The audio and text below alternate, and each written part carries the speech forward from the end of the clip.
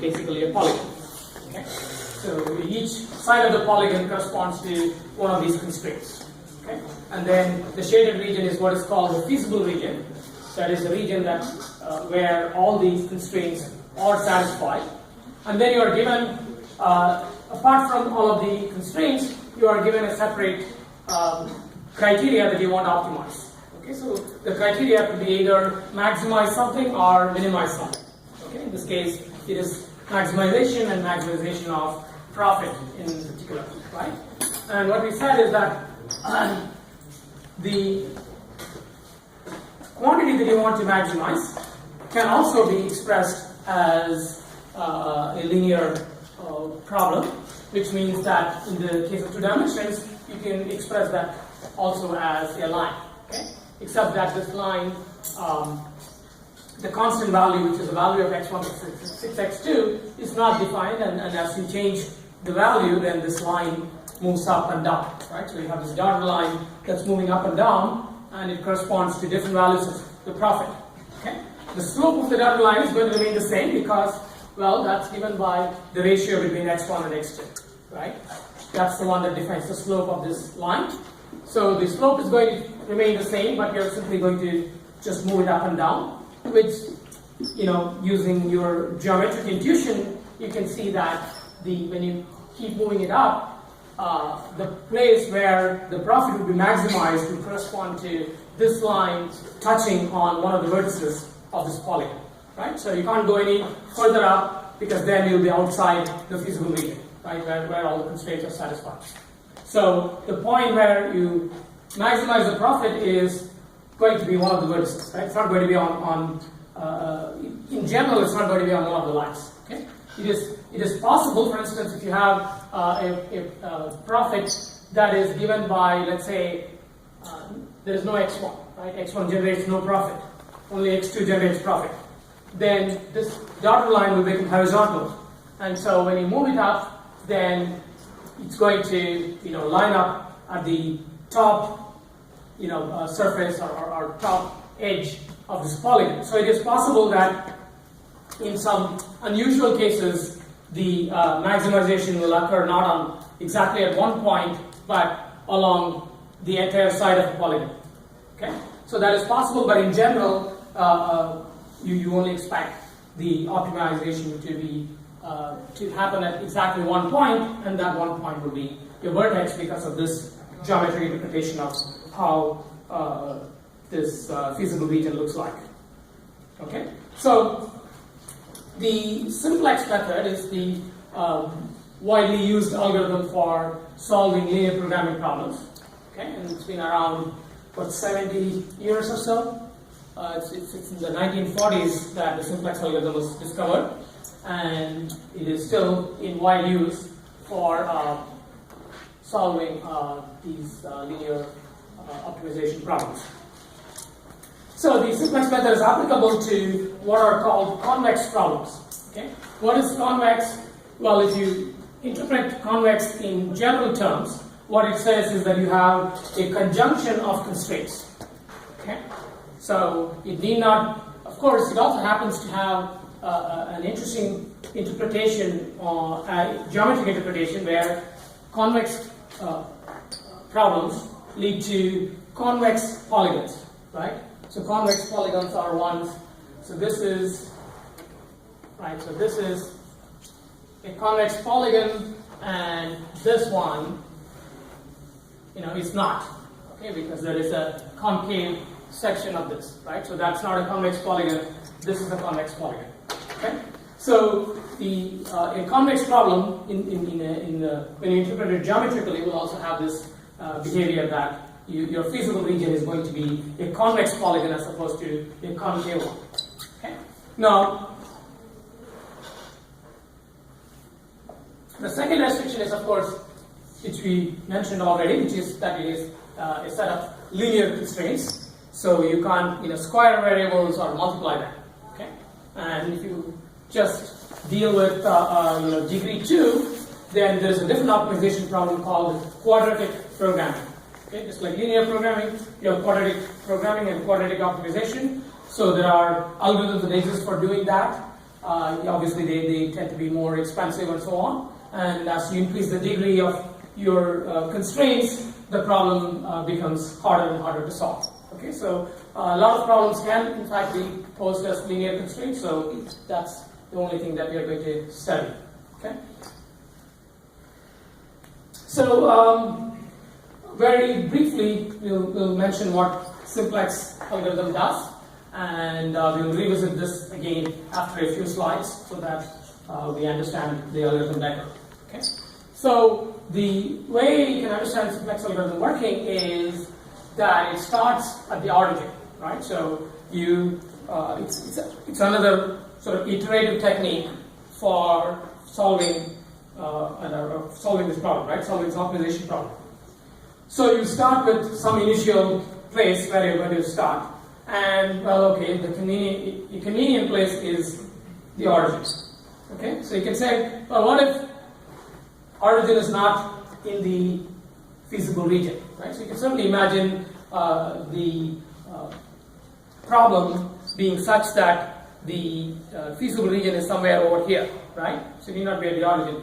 Well, that's not a big deal because that just means that you have to translate and rotate your axis so that you get 0, to line up at one of the corners of this feasible region, and that's what is done. So we'll just assume that, okay, 0, 0, the origin is actually one of the corners. Okay, so you start at the origin and then you're going to evaluate the objective function, right? So in the previous example, we were doing, x1 plus 6x2, right? So you evaluate that.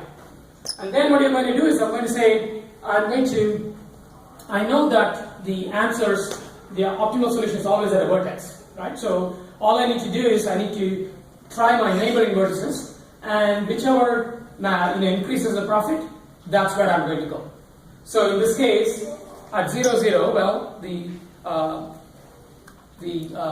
function x1 plus 6x2 gives you value 0, right? So that's, and then if you look at this point, well, here x1 is 200 and x2 is 0, but the function value is 200, which is greater than 0.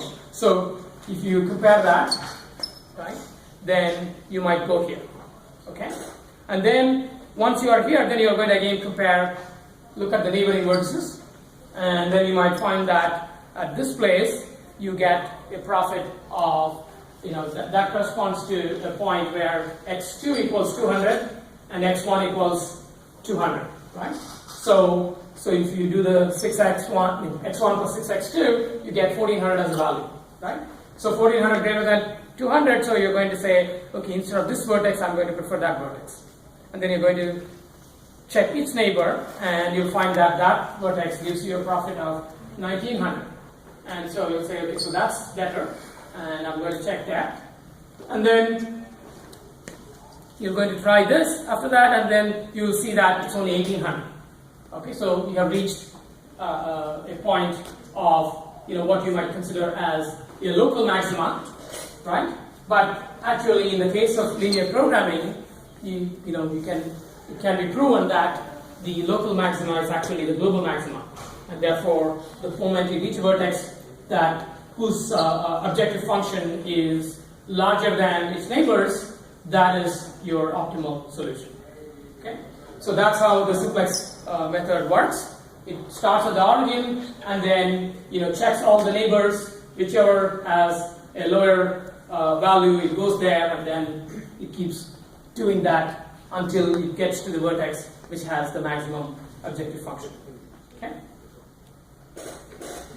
Well, we can do this, on with 3 variables. With 3 variables, of course, the problem becomes, a 3-dimensional problem. So you have x1, x2, and x3, and you have, basically, the feasible region is now a volume and not a surface, right? So you have feasible regions. In this case, it's a volume, and once again, you can follow the same process. And by the way, what we have done to the problem is that, well, we have added a third product, x3, right, which generates even more profit, right? So each unit of x3 generates $13 of profit. So our maximization objective becomes x1 plus 6x2 plus 13x3. Okay? And then we have to also say, okay, what are our constraints involving x3?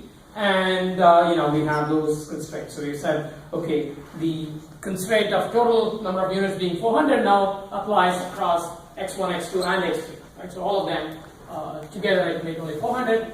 And then there are some additional constraints. There is a limitation on how much x2 and x3 you can make. Okay, so for instance, you have a certain amount of raw material that you need for making x1 and x3, and you can only acquire so much raw material, and you need 3 times the amount of raw material for x3 as x2. Right. So if you have that, then that might result in a constraint like x2 plus 3 times x3 is less than 600, where 600 somehow is the constraint that is placed by the amount of raw material you can procure. And once again, what's going to happen is that you're going to start at the origin. You'll try, okay, obviously at the origin this function is 0, so any neighbor of the origin is going to have a higher value for the objective function. In this case, let's say you try this place, and then that's better, and then maybe you can try this, and that's obviously both x1 and x2 are higher, so you'll get a higher value. And then you can try its neighbor, and out here the value of x2 has reduced, but x3 has increased, and since the objective function has a much higher coefficient on x3, you can imagine that the objective function has a higher value at this vertex as compared to that vertex. So you might come over here, and then you might compare with this vertex, and then you might go there, and that happens to be the maximum. Okay, and once again, by this search, you get to the optimal value. Okay, and this is showing you the value of the objective function at various points. So over here it's 200. When you go here, it becomes 1400. When you come here, it becomes 2800. And from here, if you go there, it becomes even higher at 3100. Okay. So we'll come back and revisit this algorithm in a little bit more detail later on. So let's, in the meanwhile, I want to switch to, again, understanding how to model problems as using linear programming. Okay? So here's a problem where, let's say you are a network operator and you want to, again, in this case, maximize profit. So there are 3 sites that require service, right? User A, user B, and user C. And there's a network as shown here. There are A, B, and C, and then the site there are switching points A, B, and C, and then users A, B, and C, and you get a certain amount of profit for routing traffic from A to B and B to C, and A to C and B to C and A to B. Okay, and so in this case, it turns out that let's say we measure the traffic in terms of some units. So we have the capacities of the links marked there. So you can transmit 6 units of traffic on the link from lowercase a to lowercase b, right? So that link can carry 6 units of traffic, and here you can send 11 units of traffic, and so on. Okay. So so the maximization objective here is, okay, so there are the traffic from A to B, you can charge 3 units. Okay, so that's why you have the profit equation has 3 times XAB. That's interesting. Okay, so 3 times XAB, and you are able to charge 2 times per unit of $2 per unit of traffic to go from B to C, and $4 to translate from A to C. Okay, so again, you can imagine that due to various constraints, some people are willing to pay more. Maybe A and C is business traffic, and B to C is residential traffic, and so you have different amounts you can charge per unit of traffic. Okay, so now you see two variables here. So what are they? So what we are trying to do is we are trying to model this as a linear programming problem, which means that the traffic itself has to be modeled as the amount of traffic has to be modeled as a variable, right? So we have three variables. We start with three variables, right? So the three variables that we want to have model the traffic between A and B, B and C, and A and C, right? So there are three, and then we are talking about bidirectional traffic, so it's not really AB is different from BC. No, I'm sorry, AB is not different from BA. So you have those three variables you start with, but then it's the problem formulation is a little bit complicated because you see that you can go to B from A using two paths, right? So you can either go from lowercase a to lowercase b, or basically the short path, or you can follow the long path going from A to C and then C to B, right? So you need to independently model those, right? So that's why we have these primed variables. So XAB is the traffic that goes through the short path from A to B, and X prime AB is the one that goes through the long path, but still goes from A to B, right? So because the end user doesn't care what path you use, so the end user is basically paying you the same amount of money no matter which path you use. Okay, and so you have that's why you have this equation as for modeling the profit, and then you have your constraints, which are pretty easy to understand. So you have a restriction that the total amount of traffic between these 2 points is going to be 10. Okay, and what is the traffic? Any traffic that goes to user B has to follow this, right? So we take all of that here and we say okay, it may be coming from A and following the short path, or going from A to B following the long path, or the traffic between B and C following short or long path. All of them should add up to 10 because the total capacity on this link is just 10.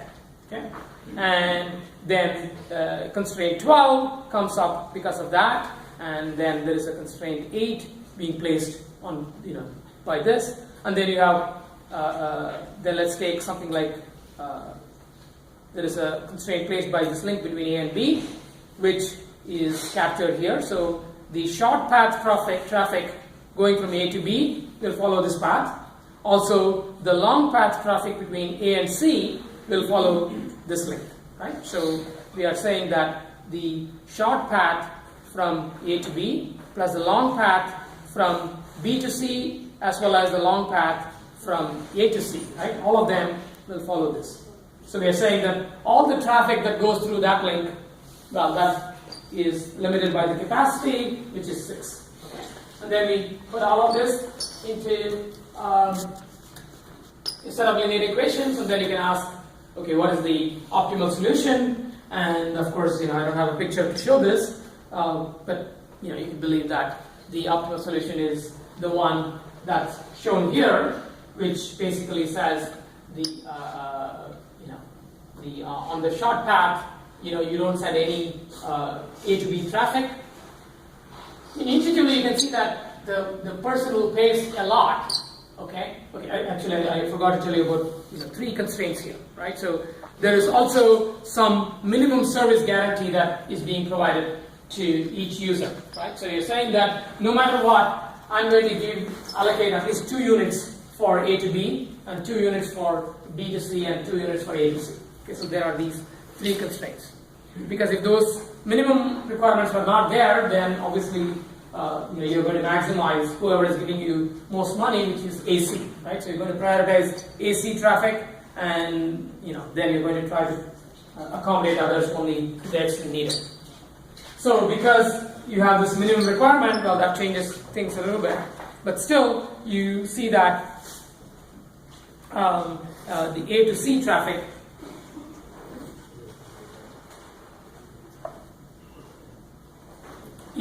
is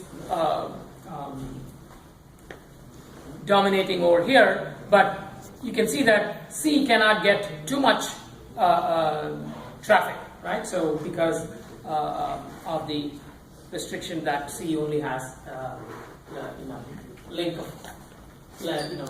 that can carry 8 units of traffic. So anyway, so if you throw this all into the thing and find the optimal solution, you will get the solution that's shown here.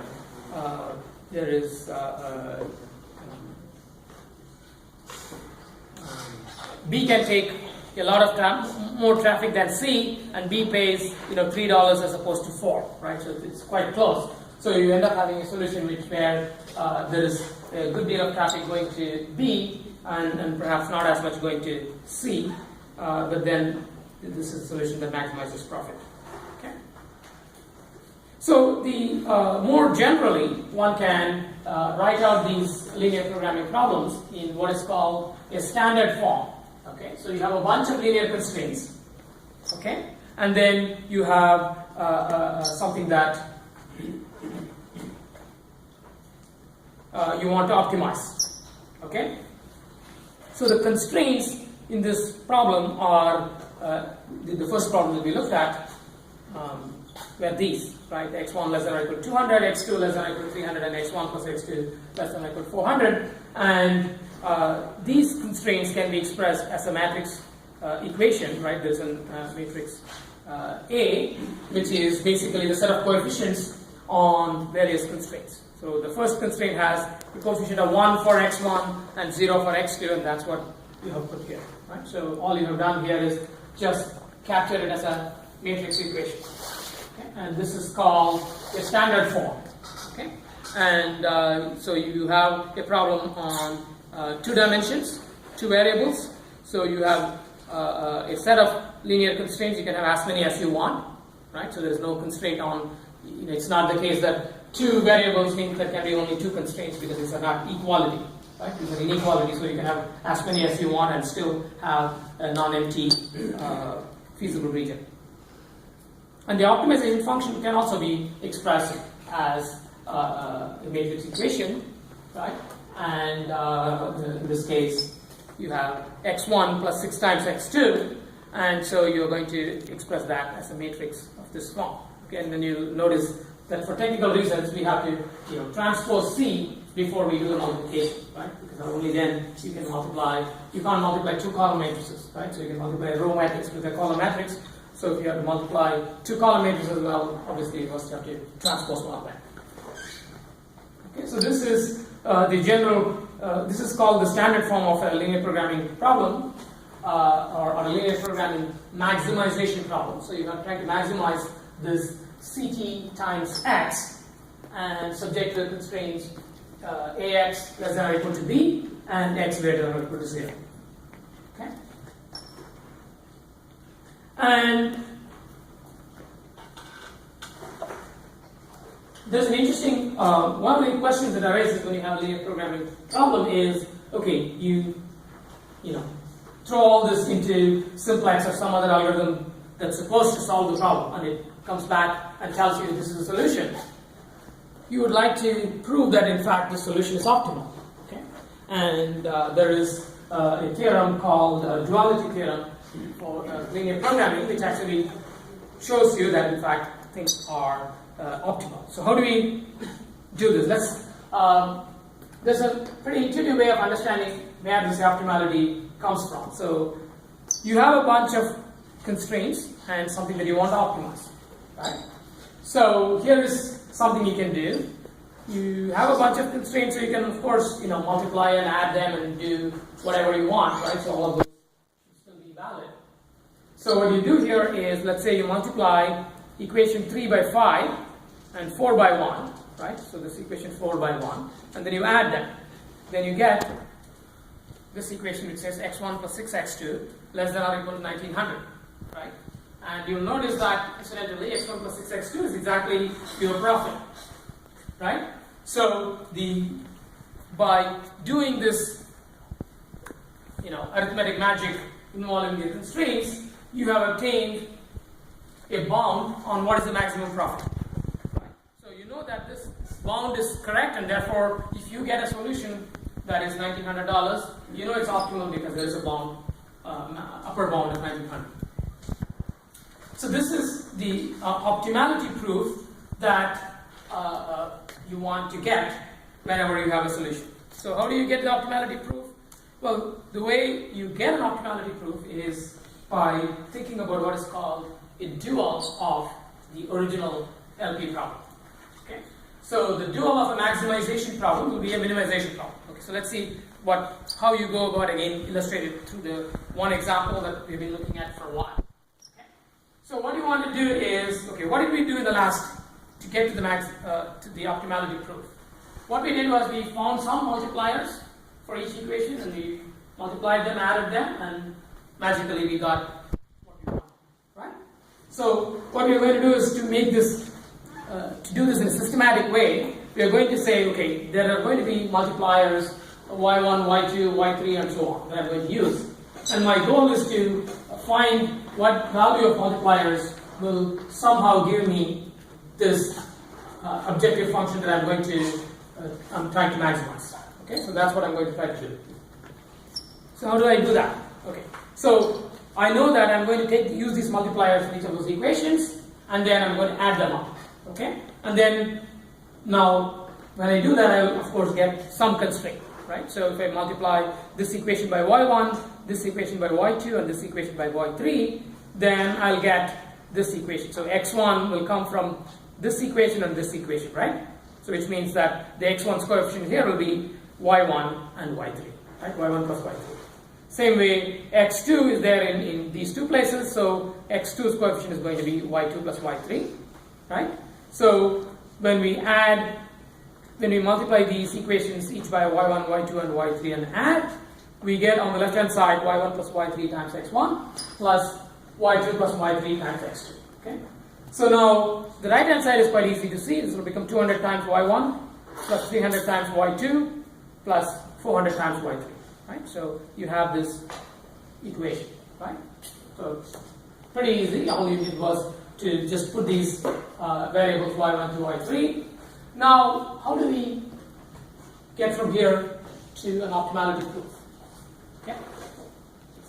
So what we want to do is we want to somehow find out the values of y1, y2, and y3 so that this equation will give us an upper bound on the profit that we want to make. Okay? So to get an upper bound, obviously we want the right hand side of this equation to be as small as possible. Correct? Because we want an upper bound, right? We want to minimize what is on the right hand side. Okay? Similarly, if you want a minimum bound, then we want the left hand side to be as high as possible and right hand side to be as low as possible. That's how you get a tight bound, right? So what we are going to do here is we are going to say, okay, let me pose the problem of finding y1, y2, and y3 also as another linear programming problem, except that in this case I'm trying to maximize the right hand side minimize the right hand side and maximize the left hand side. Okay? So we want to minimize the right hand side. So we want to minimize 200y1 plus 300y2 plus 400y3, and we want to make sure that the left hand side is actually an upper bound for the profit. Okay? And so what we are doing is, okay, so x2 we want to multiply a 6 over here, right? Because remember that our profit was x1 plus 6 times x2, right? So we want this to become 1 and this to become 6, okay? And that's what we are stating here, right? We are saying that y1 plus y3 is greater than or equal to 1 and y2 plus y3 greater than or equal to 6. Okay? Now, why do we want this to be greater? Once again, we will be happy if it is just equal, right? But it can be greater because for whatever reason, if you will still have an upper bound, right? So you can again increase the left hand side, decrease the right hand side, that will make your bound tighter. right? So you are willing to say, okay, the multipliers can be even higher than my, what my profit is, but you will see that I'm always going to get the smallest possible because of this one, right? Because if you look at the state of these equations, you will see that generally the solutions will actually correspond to equality because this one is always going to force all of the values to be as small as possible, right? So even though we say that's a greater than or equal to, the solution that you eventually get will be one which is actually equal, okay? So now what this shows is that you can take a problem where you are trying to maximize some objective function, and then what you can do is you can turn it into, and in order to get a proof of optimality for the maximization problem, you can turn that into a minimization problem involving a bunch of other variables, okay? And not just a bunch of other variables, but there is actually a closer connection, okay? In fact, what happens is that you are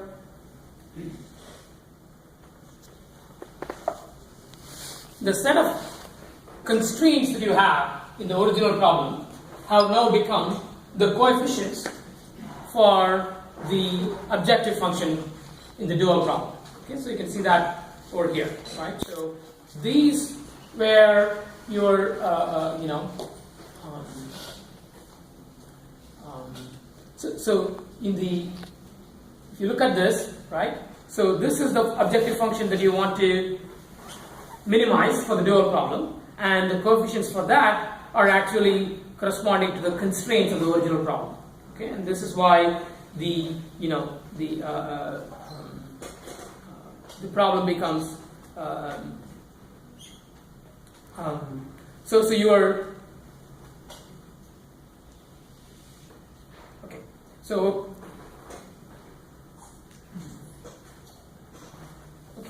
what I'm trying to say here is that so let's just go through this line by line, that will make it less confusing. So we have a maximization objective that has become a minimization objective, right? So now in the minimization objective, the coefficients here, right, are the ones that are on the right hand side of the constraints of the original problem, right? So this is why you have this set of coefficients on the right hand side, right? The constants on the right hand side have become the multipliers for yt, right? So this is what we did. So we took all the constants here and they became the multipliers in the objective function. Okay, so that is how the dual problem, the minimization problem comes about. And whatever we wanted to, the constraints, the rest of the constraints, ax less than or equal to b, then instead they become, yt multiplied by a become greater than or equal to ct. Okay, so once again, if you actually work through the steps one by one, you'll see that that's exactly what is happening in this example. Okay, so basically what this theorem says is that you can take any linear programming problem, and by playing this simple trick involving multiplying different constraints and adding them, you can turn it into a dual LP problem.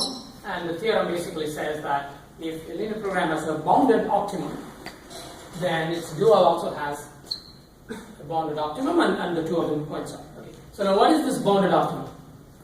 Okay. So you can have a problem in which which are under constraint, right? So for instance, let's say we take our profit maximization problem, and then we don't have any constraint on how many units you can produce.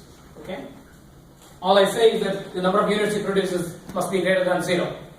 Well, then you will have a feasible region that is infinite, right? Because you can produce, if you produce 1,000 units, well, you will make profit corresponding to 1,000 units. If you produce 1 billion units, well, then you're going to make profit corresponding to 1 billion units. So there is no bounded optimum in that case, right? The optimum point is actually infinity, right? So you can have under constrained problems where there is no bounded optimum, but in general we are not interested in those sorts of problems, because in those cases it's pretty clear you don't have to feed it into a linear programming system. You know by looking at the problem that it has an infinite point as a maximum, and then you're just going to try to increase that as much as you can, right? And so so when we say bounded optimum, that means okay, the problem is suitably constrained so that there is in fact an optimum value that's other than infinity. Okay, so if the linear program has an optimal value that's other than infinity, then the dual problem will also have an optimal value, and the two of these optimal values will actually coincide. Okay, so this is the duality theorem, which we are not going to prove. Okay, and the only thing we try to do is illustrate it through this simple example. And if you work through the last few steps, then you will see how exactly these coefficients came about. Okay, I just pointed you to one part of how this b here became a b here, right? But in order to see all the other coefficients, you have to go through that thing step by step. Okay.